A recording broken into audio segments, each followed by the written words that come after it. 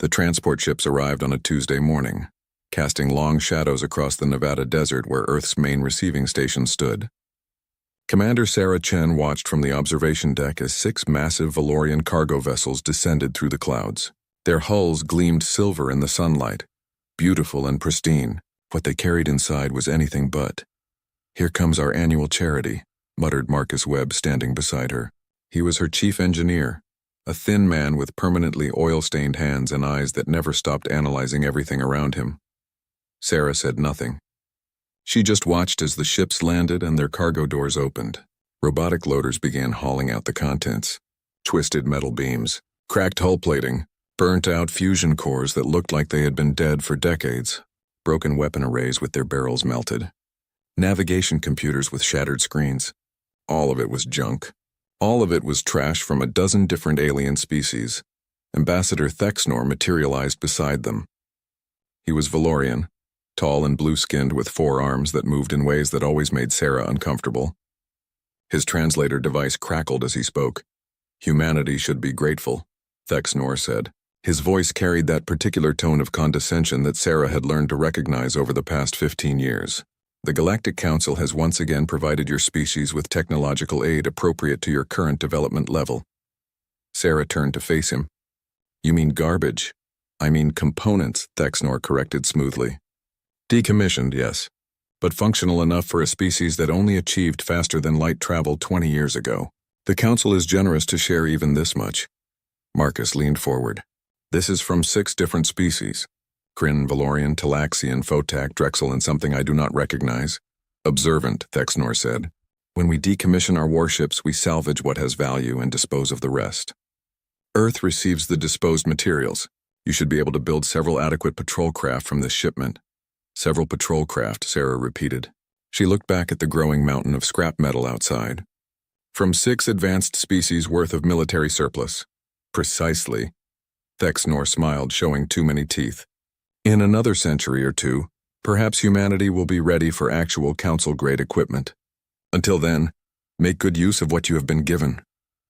He walked away, his forearms swinging in that unsettling rhythm. Sarah watched him go, her jaw tight. "I hate him," Marcus said quietly. "I know. No, I mean I really hate him. 5 years ago, when the colony on Titan was attacked by raiders, we called for help. The Valorian peacekeepers were 2 hours away. You know what they did?" Sarah knew. Everyone knew. They said it was not their jurisdiction. 1,800 people died while they sat in orbit and watched. Marcus's hands clenched into fists. "And now they drop their trash on our planet and call it charity." They stood in silence for a moment. Outside, the pile of scrap metal grew larger. It looked like a metallic mountain now, gleaming in the afternoon sun. Completely worthless, completely useless, or was it? Sarah felt something shift in her mind, an idea. A crazy, impossible, probably stupid idea. She turned to Marcus. "How many species did you say this came from?" 6, maybe 7 if I am wrong about one of the drive cores. And each species has different technology. Different approaches to shields, weapons, power systems, all of it. Right. Marcus looked confused. So the Valorians think we are too primitive to do anything meaningful with this. They gave us parts that do not work together because they assume we cannot make them work together. We cannot. Kryn energy shields use biometric interfaces. Valorian weapons need plasma feeds that Talaxian power cores cannot provide. Photak phase metal requires quantum stabilization that none of the other tech supports. It is all incompatible, Sarah smiled. It was not a nice smile. Incompatible by their standards. Marcus stared at her. She could see his brain working, racing through the possibilities. His eyes went wide. "You cannot be serious. Why not? They gave us Kryn shields, Valorian guns, Talaxian computers, Drexel propulsion, Photak hull materials. What if we stopped trying to use them separately and started using them together? That is insane. No species has ever successfully integrated alien tech like that. The power requirements alone would..." He stopped. "Wait, human manufacturing processes are different. We use different metals, different welding techniques, different programming languages. What if that is exactly what we need? What if we took all of this junk," Sarah said slowly, "and built one ship instead of several patrol craft? One ship that combines technology from 6 different species in ways they never imagined?" Marcus was quiet for a long time. Outside, the Valorian transport ships were taking off, their job complete. They would return to the stars, confident that they had done their duty to the primitive humans. Confident that humanity would remain exactly where the Council wanted them, weak, dependent, and grateful. It would take years, Marcus finally said. We would need resources, a facility, a crew that could work with alien technology, and we would have to do it in secret because if the Council found out, they would shut us down immediately.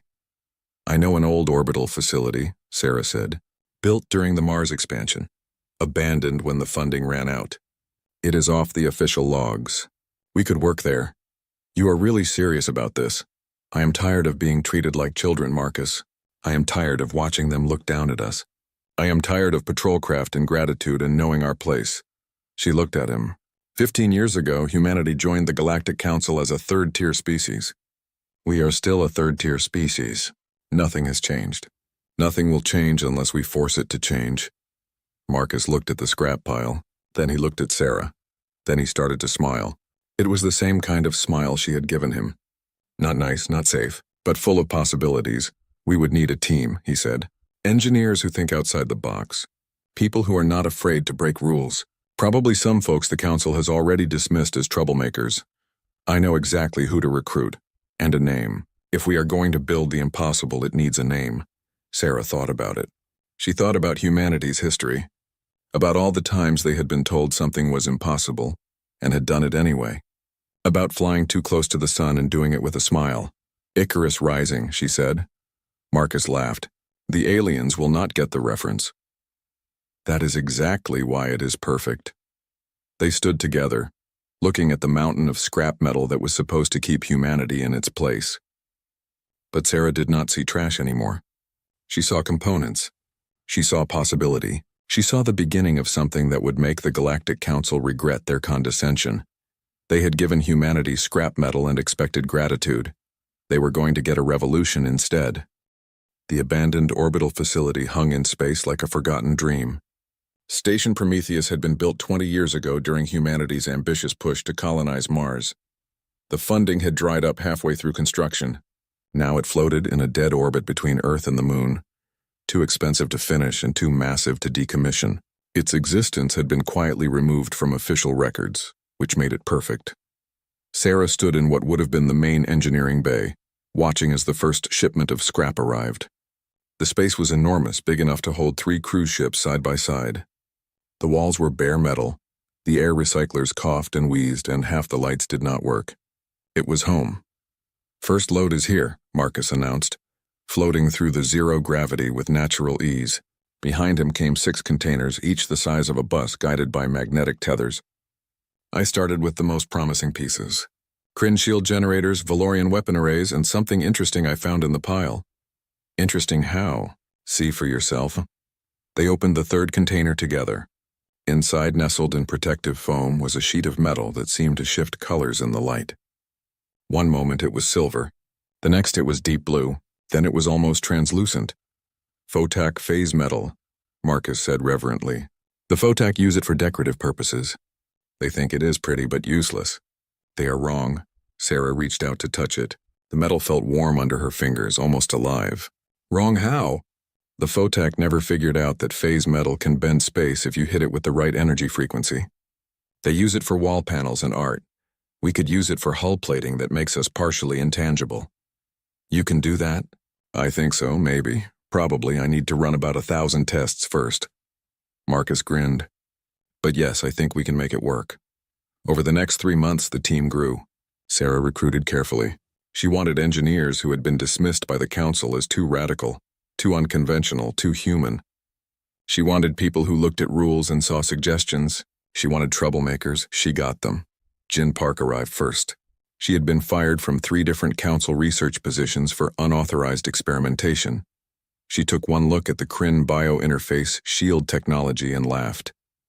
They said this was impossible for non-Kryn species to use. They were right. But they never tried using a neural bridge instead of a direct connection. Next came Dmitry Volkov, a weapons specialist who had been banned from Council facilities for dangerous innovations. He examined the Valorian plasma cannons with the care of an artist studying a masterpiece. These are designed to fire in 3-second bursts to prevent overheating. What if we do not care about overheating? What if we use them until they burn out, then swap in fresh ones? That is wasteful, Sarah said. That is human, Dmitri replied. The aliens build for efficiency and longevity. We build for results. There is a difference. The team assembled 20 engineers, 30 technicians, a dozen programmers who specialized in making incompatible systems talk to each other. They came from Earth's slums and Mars's failed colonies. They came from stations that had been abandoned and ships that had been scrapped. They were humanity's outcasts and they were perfect. The real work began. Problem, Jin announced during the 3rd week. The Kryn shields need a biometric interface. The Valorian weapons need plasma conduits that the Talaxian power cores cannot support. And nothing in this pile can provide the quantum stabilization needed for the phase metal. So we improvise, Marcus said. He had been awake for 36 hours straight, living on coffee and determination. Human neural interfaces are different from Kryn biology. Let us use that. We design a bridge system that translates human brain patterns into something the Kryn tech can understand. That has never been done. Correct. It has never been done by Kryn engineers. We are not Kryn. They worked in shifts around the clock. The station's corridors echoed with the sounds of welding torches and argument. Languages mixed together. Earth English blended with Mandarin, blended with Russian, blended with Arabic. The team came from everywhere, and they brought their different perspectives with them. Look at this, Dmitri called out one morning. He had the Valorian weapons laid out on a table, their internal components exposed. The plasma feeds are designed for steady flow. But what if we pulse them? Quick bursts of overloaded energy instead of constant streams? The weapons would burn out in minutes, Jin said. Yes, but for those minutes they would hit 3 times harder than any Council warship could manage. Dmitri smiled. And we have extras. The breakthroughs came slowly, then all at once. A programmer named Hassan figured out how to write bridge code between 7 different alien programming languages. A material specialist named Chen discovered that human steel alloys could be welded to photac phase metal, using a technique no alien species had ever tried. A power systems engineer named Rodriguez found a way to overclock the fusion reactors far beyond their rated capacity. This is not safe, Rodriguez admitted, showing Sarah the power flow diagrams. The aliens designed their reactors to run at 60% capacity maximum. It gives them a huge safety margin, but humans have different risk tolerance. What if we run them at 95%? What happens at 95%? Either we get 50% more power output or the reactor goes critical and we all die. Sarah looked at the numbers. And at what percentage can you guarantee safety? Guarantee? Maybe 40%. But that is boring. Rodriguez shrugged. I did not leave Earth to be boring. 6 months in, they had the basic frame. It did not look like any ship humanity had ever built. It did not look like any ship the Council had ever built either. The hull was photac phase metal, shimmering and strange. The interior was a maze of incompatible technologies forced to work together through human ingenuity and stubbornness. The power cores hummed with barely contained energy. The weapons arrays looked like they had been designed by someone having a fever dream. It was beautiful. We need to test the power systems, Marcus said. They had gathered in the main control room, such as it was. Monitors covered every wall, each one showing different ship systems. Most of the readouts were in alien languages that the team had learned to read through necessity. Do it, Sarah ordered. The lights dimmed as power flowed through the ship for the first time. For a moment, everything held steady. The fusion cores spun up. The plasma conduits glowed. The phase metal hull began to shimmer with internal light. Then everything exploded. Not literally. But every system went haywire at once. The shields activated and deactivated randomly. The weapons charged without being told to. The navigation computer started calculating jump coordinates to random points in space. Alarms screamed in 6 different alien languages. The whole ship convulsed like a living thing in pain. Shut it down, Sarah yelled. I am trying. Marcus had both hands on the control panel, frantically typing override codes. The systems are not responding. They are fighting each other for control. Fighting each other? The Kryn tech thinks it is in charge. The Valorian systems disagree.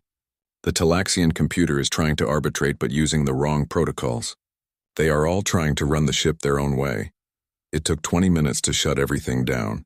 When the last system finally went dark, the entire crew stood in shocked silence. 6 months of work. Thousands of hours of engineering.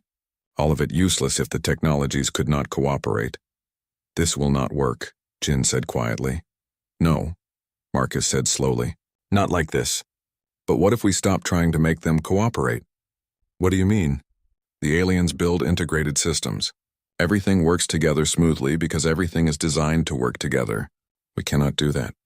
We have 7 different species worth of technology, all of it incompatible. What if we embrace that? You are not making sense. Marcus turned to face them, and his eyes were wild with inspiration. What if we design an AI that can manage controlled chaos? Instead of making the systems work together, we let them fight and use an AI to balance the fighting. Quick adjustments, constant monitoring, using the conflicts between systems as a feature instead of a bug. Sarah understood immediately.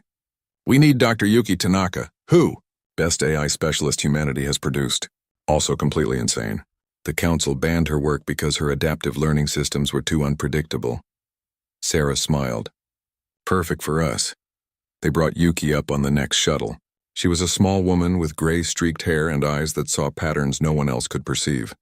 She took one look at their setup and laughed. You have built a nightmare, she said. I love it. Can you make it work? Can I make incompatible alien technologies cooperate through an adaptive AI managing their mutual hostility? Yuki considered. No, but I can make something better. I can make an AI that turns their fighting into a weapon. This ship will not think like a council vessel. It will think like a human.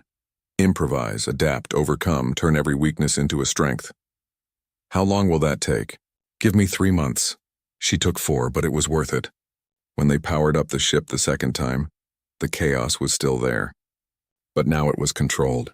The AI danced between systems, balancing power flows, directing conflicts, turning the ship's fundamental instability into something that looked almost like grace. The ship lived. They called it Icarus Rising, and it was ready to fly. The ship hung in the construction bay like a metallic predator. After 9 months of work, Icarus Rising had a shape now. Not sleek like Valorian cruisers. Not organic like Kryn bioships. It looked like what it was, a fusion of 6 different species technology forced into an ungainly whole. The hull plates did not quite match. The weapon arrays jutted out at odd angles. The engine nacelles were different sizes. It was the most beautiful thing Sarah had ever seen. Final hull integrity check complete, Marcus reported from his station. The engineering bay had grown crowded with monitors and equipment. Phase metal plating is holding steady. The quantum fluctuations are within acceptable ranges. Acceptable by whose standards? Sarah asked. Ours. By council standards, we are operating at impossible levels. The phase metal is maintaining a coherence that Photech engineers said could not be achieved outside laboratory conditions. Jin floated past, guiding a bundle of bioneural cables. The shield interface is ready for integration. I have adapted the Kryn biometric system to accept human neural patterns. It should work, probably. Probably. Science is not about certainty, Commander. It is about educated guesses and seeing what explodes. The work continued. Every day brought new challenges. The Talaxian navigation computer kept trying to calculate jumps using outdated star charts. The Valorian weapons required cooling systems that did not exist in the original designs. The Drexel propulsion units vibrated at frequencies that threatened to shake the ship apart. They solved each problem the human way. With improvisation, duct tape, and sheer stubbornness, then came the inspection. Commander Chen, this is ground control. The communication crackled to life one morning. Be advised, Galactic Inspector Xyloth will be arriving at your location in 6 hours for a routine facility check. Sarah's blood went cold. Say again. Inspector Xyloth.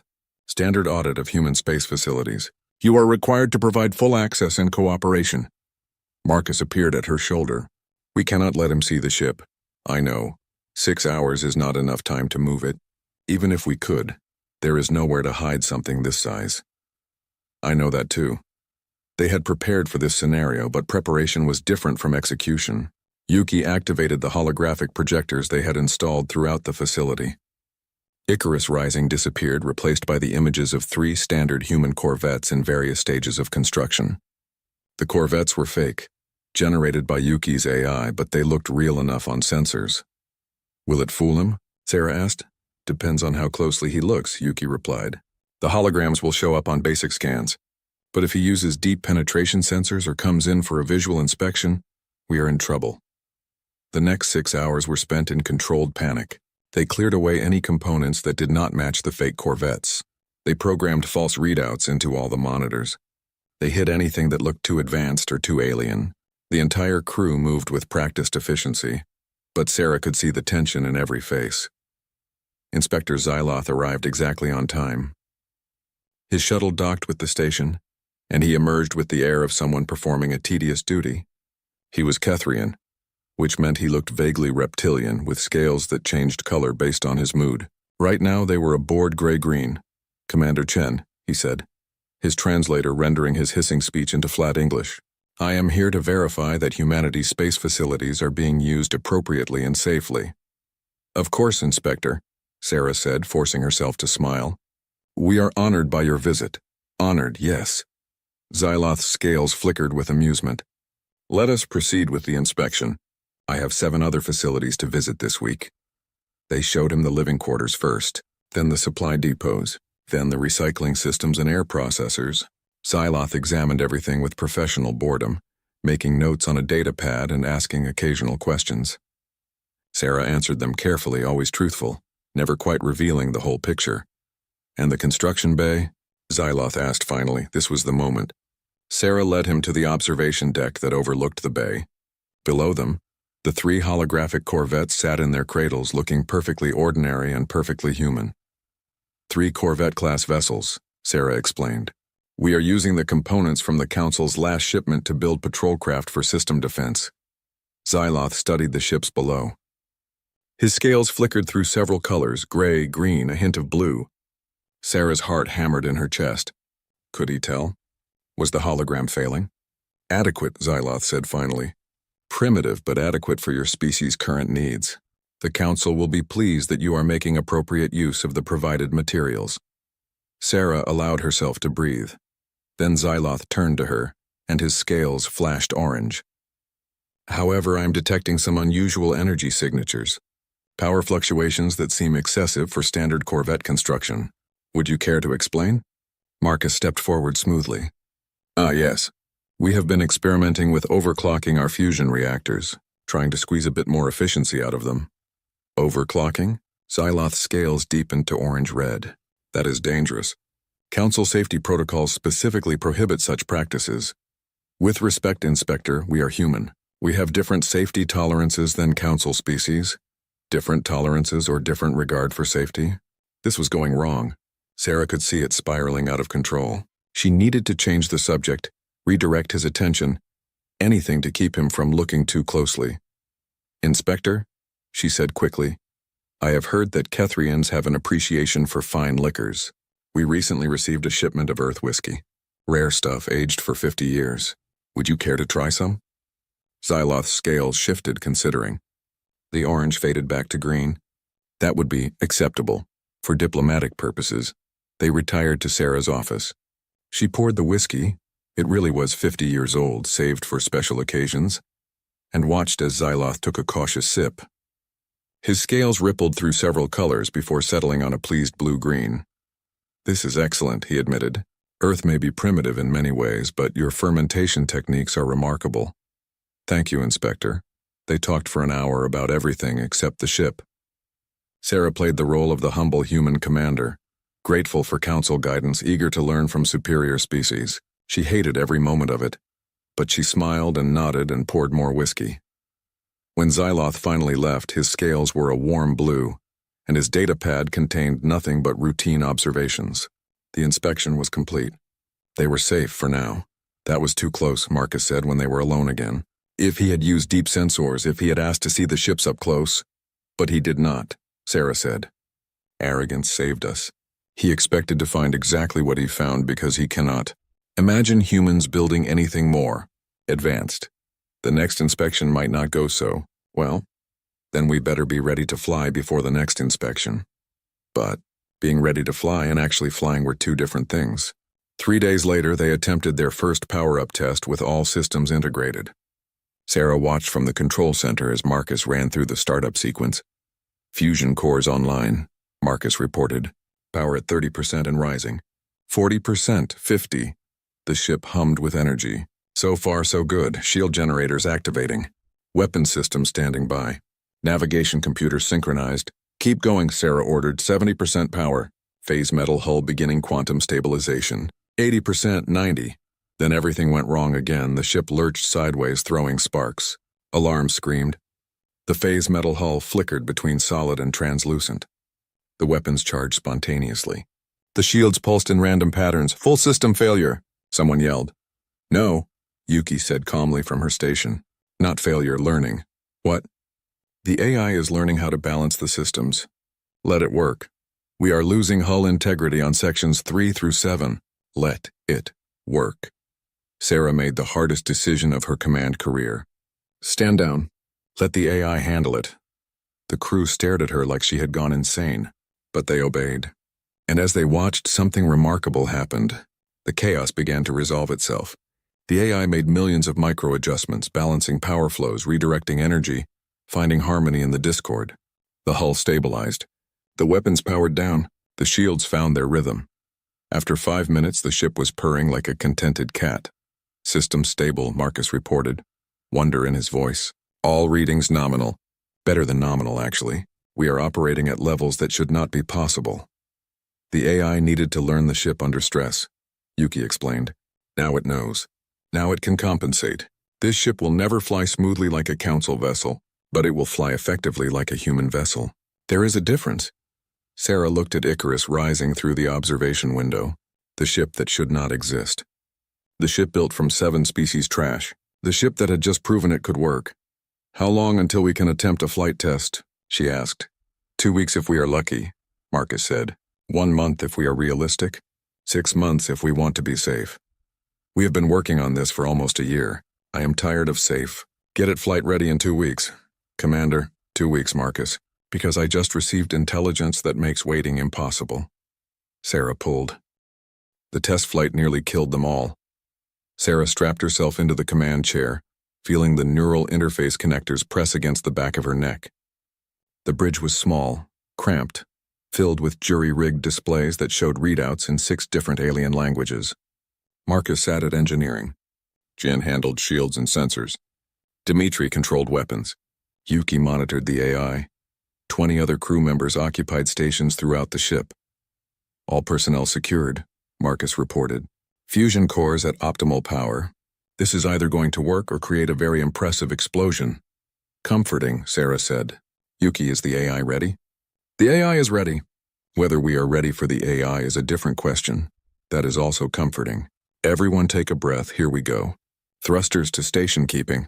The ship shuddered. Small maneuvering thrusters fired, pushing Icarus rising away from the docking clamps. For a moment, everything held steady. The ship drifted clear of Station Prometheus, turning slowly in the darkness of space. So far so good, Jin said. That was when the hull plating started falling off. Not all of it. Just 3 panels from the port side. They tumbled away, spinning lazily, revealing the internal structure beneath. Alarms blared. Red lights flashed across every console. Hull breach, Marcus shouted. Sections 12 through 14 exposed to vacuum. Those sections are empty storage, Yuki said calmly. No personnel at risk. That is not the point. The hull is literally falling apart. Sarah gripped her armrests. Can we stabilize it?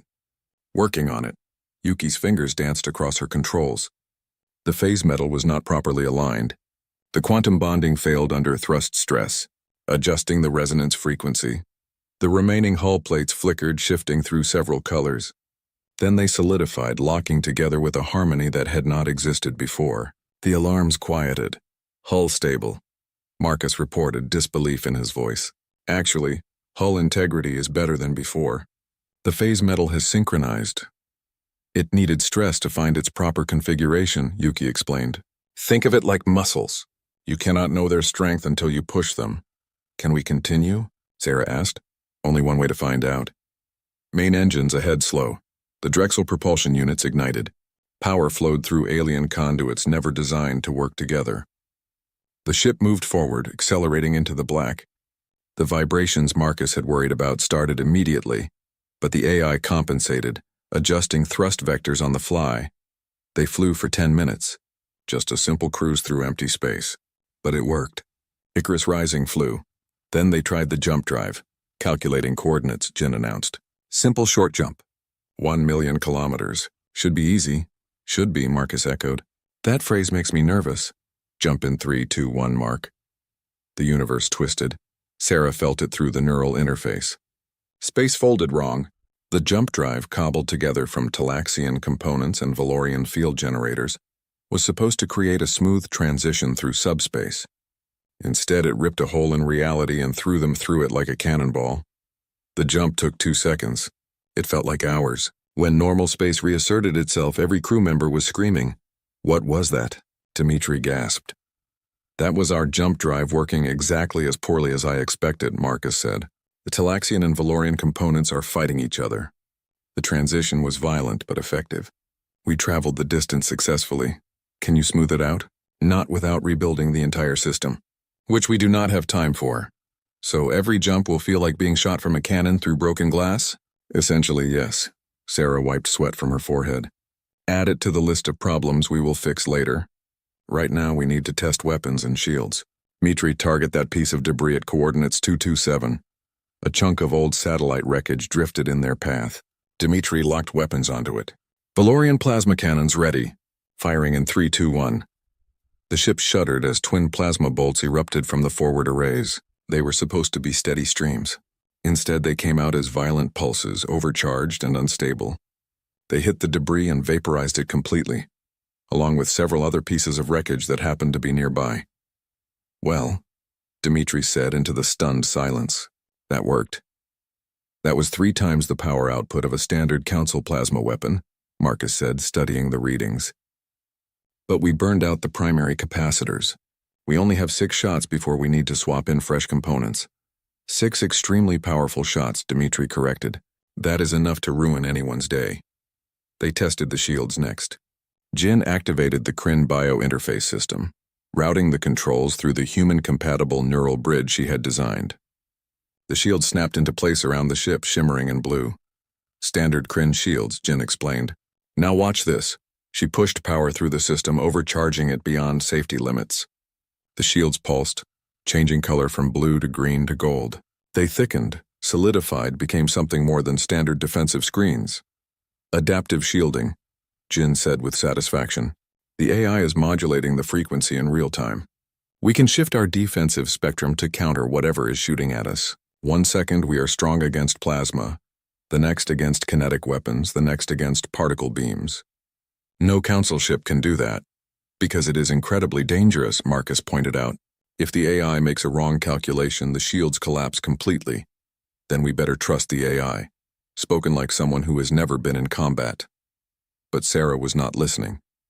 She was feeling the ship through the neural interface, feeling how all the broken, incompatible pieces were working together. Despite their fundamental conflicts, the ship should not function. By every law of engineering and physics, it should tear itself apart. But Yuki's AI was the glue, the translator, the conductor of this chaotic orchestra. Commander, Yuki said quietly, I need to tell you something about the neural interface. What about it? The phase metal needs organic input to stabilize properly. The AI can manage most systems, but the phase metal responds to direct biological thought patterns. Specifically human thought patterns, meaning someone needs to be neurally linked to the ship during combat. And not just linked. Fully integrated. They will need to think at the ship's speed. Process information faster than any human should be able to. It will be overwhelming, possibly dangerous, Sarah understood. You are saying the ship needs a pilot, not a pilot. A partner? Someone who can merge with the systems and guide the chaos. Yuki met her eyes. It should be you. You are the commander. You understand the ship better than anyone except Marcus, and Marcus needs to be free to handle engineering emergencies. What are the risks? Neural burn, sensory overload, possible permanent damage if you stay connected too long. The human brain is not designed to process information at the speed the ship operates. Sarah thought about Arcturus 6. About 12,000 people waiting for rescue that would not come in time. About the Council fleet that was 3 days away. About humanity's place in the galaxy and whether it would ever change. Show me how to link in, she said. The next 5 days were brutal. Sarah spent every waking hour in the neural interface learning to think at machine speed. At first it was agony. Information flooded her mind faster than she could process it. Ship systems, power flows, structural stress points. Everything at once in a cascade that threatened to drown her consciousness. But humans adapt. That is what they do. That is what makes them dangerous. By the third day, she could manage basic functions without thinking. By the fifth day, she and the ship were moving as one. She thought about shields, and they adjusted. She considered weapons, and they charged. She wondered about propulsion, and the engines responded before she finished the thought. "You are getting too good at that," Marcus said, watching her from engineering. "It is unsettling." "How so?" "You're not moving like a person anymore. You are moving like the ship itself. Your timing, your reactions, even the way you breathe. You are synchronized with alien systems that should be killing you. Is that a problem? I do not know yet. Ask me after the first real battle." The intelligence came through on the sixth day. The Kryn swarm had accelerated their attack schedule. They would reach Arcturus 6 in 8 hours. The colony had maybe 10 hours before total annihilation. The Council fleet was still 2 days out. Sarah called the crew to the bridge. "This is it. This is what we built this ship for.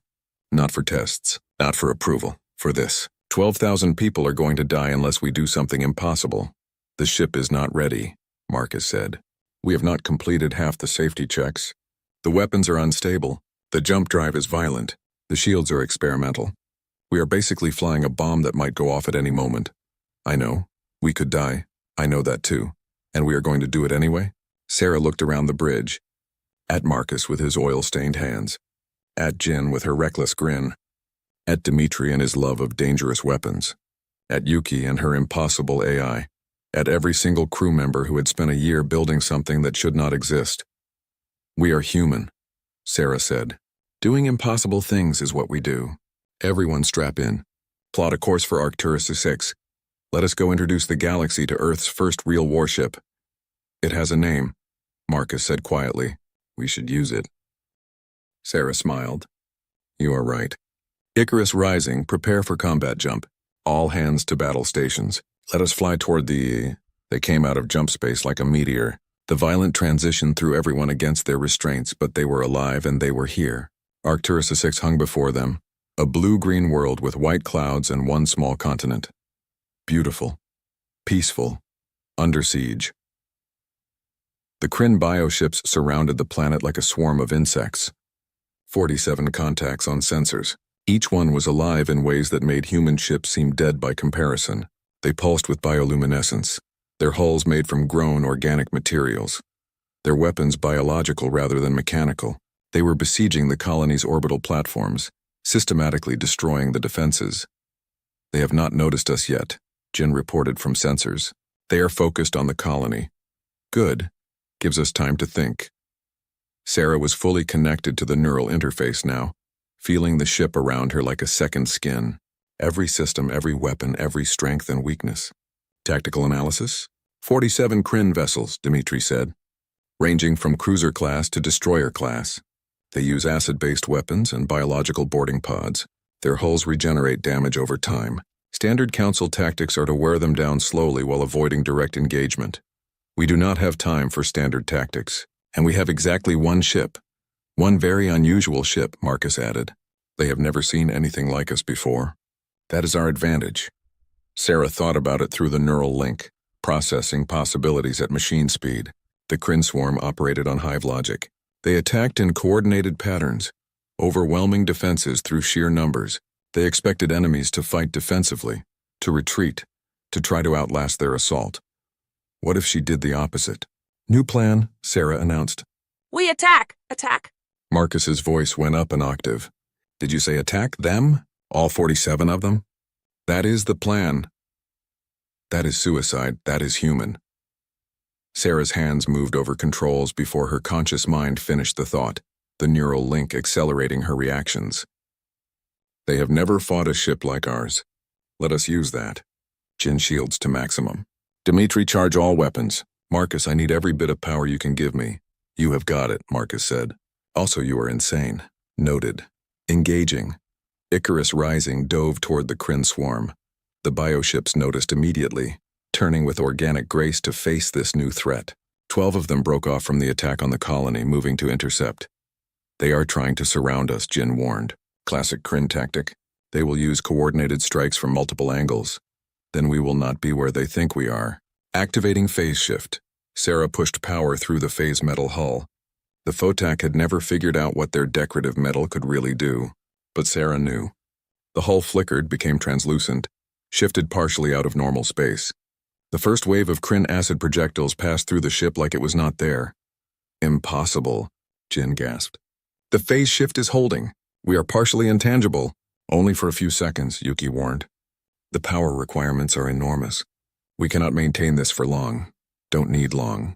Just need them confused. Sarah brought the ship back into normal space directly in the middle of the Kryn formation. Dimitri, fire everything. The Valorian plasma cannons erupted. Not steady streams. Violent pulses of overcharged energy. 6 shots, one after another, each one burning out capacitors but hitting with 3 times the expected force.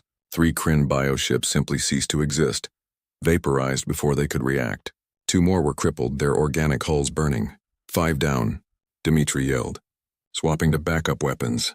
The remaining 7 ships in the immediate area returned fire.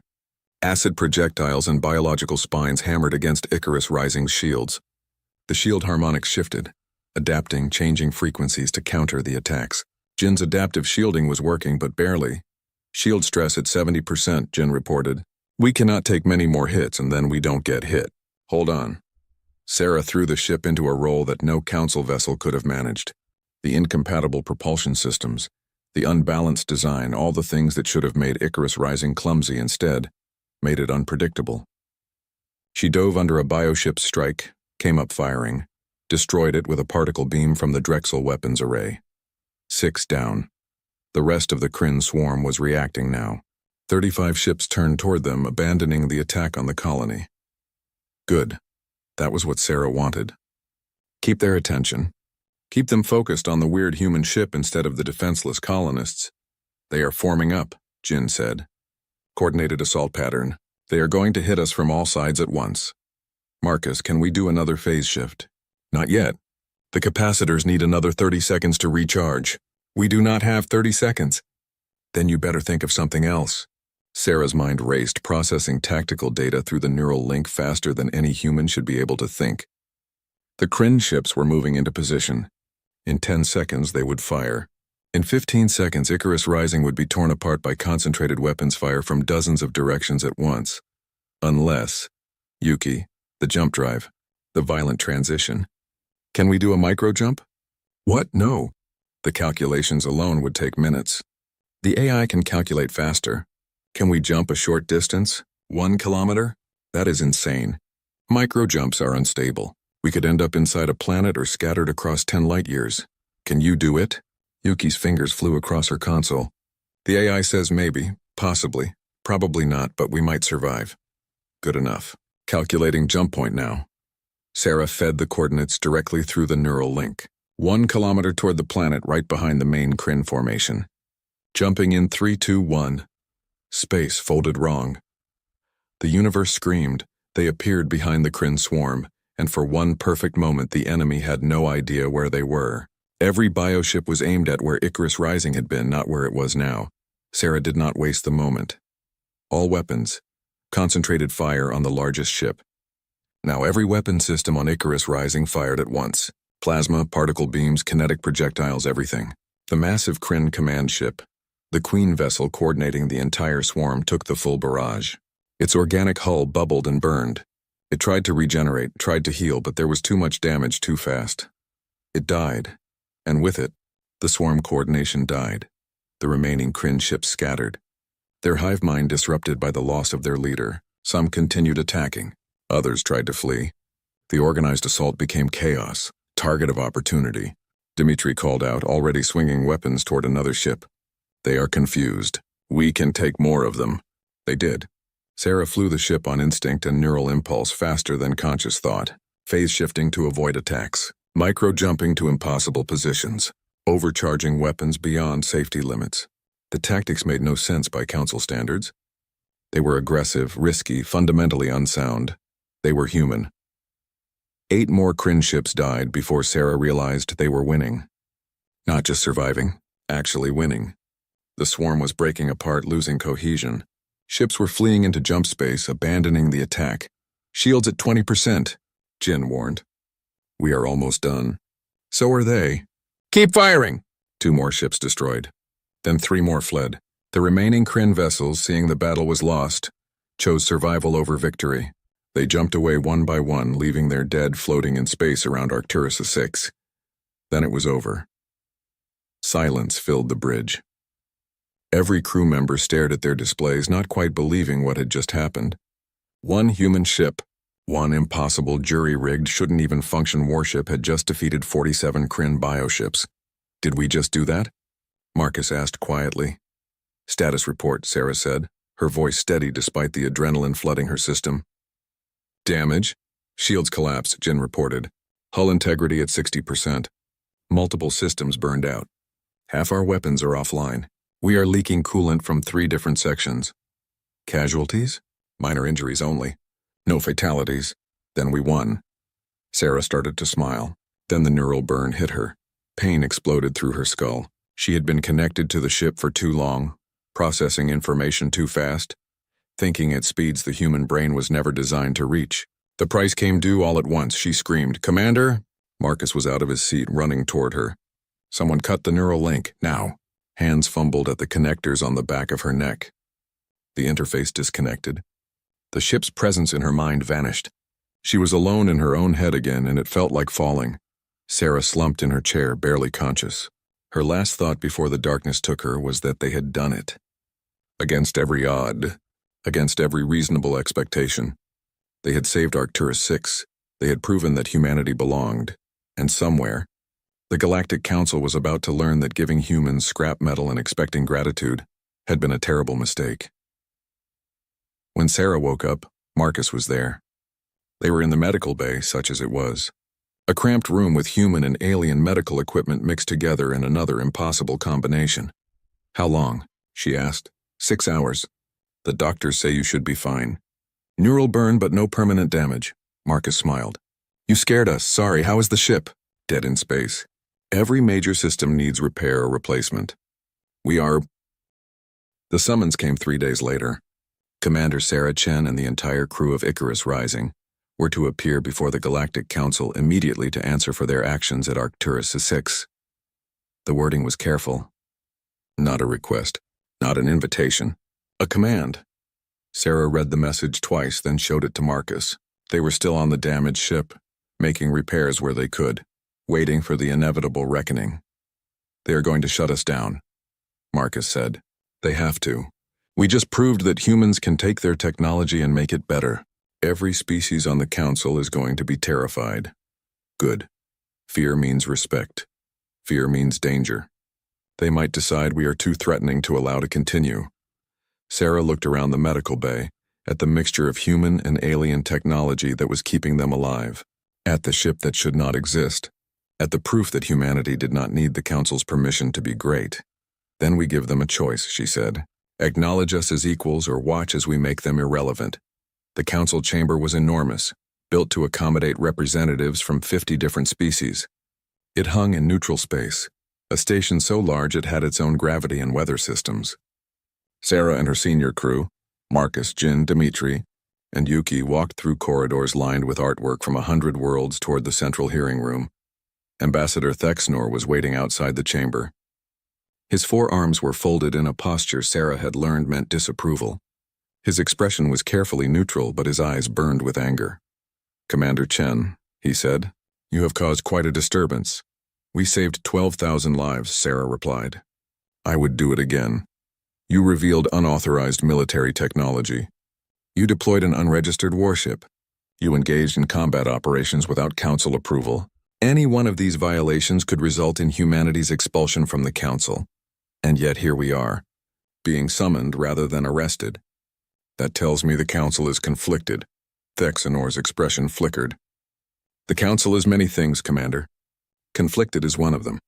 Angry is another. You have disrupted a balance that has existed for centuries. There will be consequences. I look forward to them. The chamber doors opened. Inside, 50 species waited in a circular arrangement, each delegation seated in their designated area.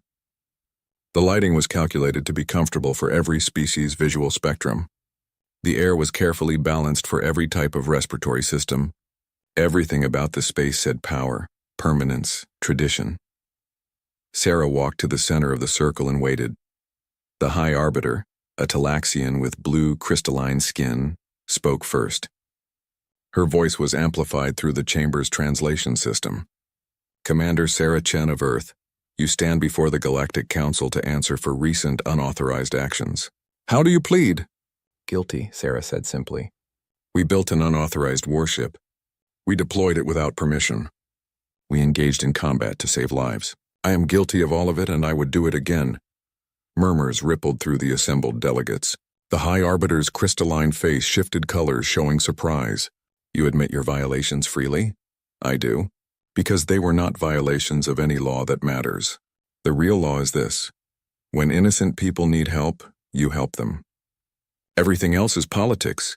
You are human, Thexnor said from his delegation's position. You do not understand galactic politics. The Council provides aid and technology to developing species according to carefully calculated schedules. These schedules exist for good reasons, to prevent dangerous technologies from falling into unprepared hands, to maintain stability, to ensure peace, to maintain control, Sarah countered, to keep species like mine dependent and grateful, to make sure no one threatens the established order. She turned slowly, addressing the entire chamber.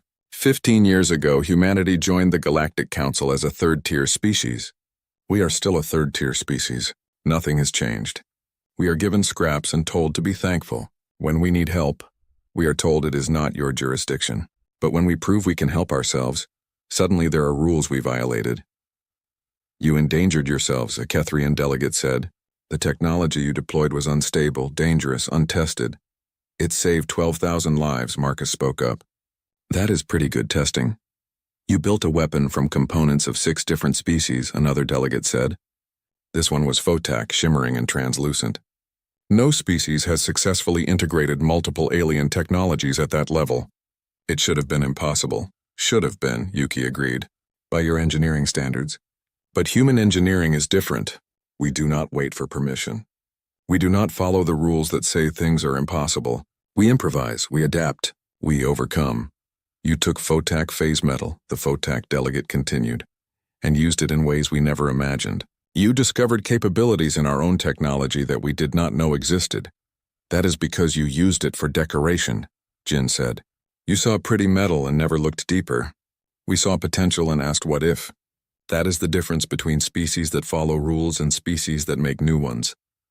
The High Arbiter raised one crystalline hand for silence. The question before this council is not whether humans are clever.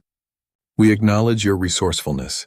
The question is whether you are dangerous, whether allowing you to continue developing hybrid technologies threatens galactic stability. Threatens your control, you mean, Sarah said. Let me ask a different question. How many species on this council could have saved Arcturus VI in time? Your fleet was 3 days away. 12,000 humans would have died. We were 6 hours away. We acted, we saved them. And now you want to punish us for it because we did not ask permission first? You do not understand what you have started, Thexnor said. If other species learn that human engineering can combine their technologies, if the specifications for your hybrid ship become public, then every species in the galaxy will be able to build better ships, Sarah interrupted. Is that what terrifies you? That other developing species might stop being dependent on council charity? The chamber erupted. Delegates argued with each other in a dozen languages. Some called for humanity's immediate expulsion. Others defended their actions. The neat political balance that had existed for centuries was cracking, and everyone could feel it. The High Arbiter called for order. It took several minutes to restore quiet. Commander Chen, the Arbiter said finally, you have put the Council in an impossible position. We cannot allow unregulated military development. But we also cannot ignore that your actions saved lives when Council forces were too distant to help. We require time to deliberate. This hearing is recessed. No, Sarah said. The chamber went silent. Delegates stared at her. The High Arbiter's crystalline face shifted to a dark, dangerous purple. What did you say? I said no. No more deliberations. No more committees. No more waiting for the Council to decide what humanity deserves. Sarah pulled a data chip from her pocket and held it up. This contains complete specifications for Icarus Rising. Every system, every integration technique, every innovation we developed. I am going to do something with this chip in the next 10 minutes. What I do depends on you. Is that a threat? Thexnor demanded. It is a choice. Option 1. The Council acknowledges humanity as a second-tier species with full shipbuilding rights, equal technology access, and a vote in Council matters. In exchange, we share our integration techniques with all Council species through proper channels. And Option 2. I release these specifications publicly. Right now, every species in the galaxy, Council members and non-members alike, gets access to hybrid ship technology. The developing species you have been keeping dependent suddenly have the ability to build warships that rival your fleets. The entire power structure of galactic civilization changes overnight. The chamber exploded again. Delegates were on their feet, shouting. Threats and counteroffers filled the air. The High Arbiter called for order, but no one was listening. Then the Photak delegate stood. The entire Photak delegation stood. Their translucent forms shimmered with decision. Enough, the Photak delegate said, his voice cutting through the chaos. We have heard enough. The humans have proven something we did not want to believe. They saw value where we saw waste. They found potential where we saw limits. They saved lives while we followed procedures. He turned to face Sarah directly. The Photak delegation votes to recognize humanity as a second-tier species. More silence. Then the Drexel delegate stood. The Drexel delegation agrees. These humans deserve recognition. One by one, other delegations stood. Not all of them. Thexnor and the Valorian delegation remained seated, furious. The Kethrian stayed seated. Several others refused to move. But enough stood. Enough agreed.